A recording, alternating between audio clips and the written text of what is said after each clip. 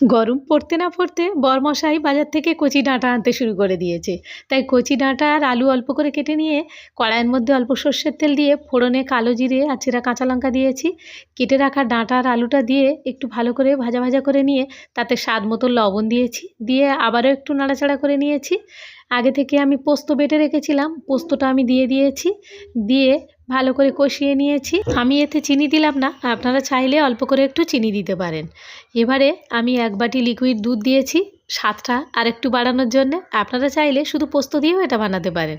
অল্প একটু জল দিয়ে ঢাকা দিয়ে এটাকে হতে দেব। সজনে ডাঁটা খেতে আমি খুব ভালোবাসি জানেন, কিন্তু এই সরু ডাঁটার থেকে আমার মোটা ডাঁটাটা খুব ভালো লাগে। ওর ভিতরে যে দানাটা আছে ওটা খেতে আমার দারুণ লাগে। এবারে ঢাকনা খুলে নাড়াচাড়া করে নামিয়ে নেব। ব্যাস, ডাঁটা পোস্ত একদম রেডি।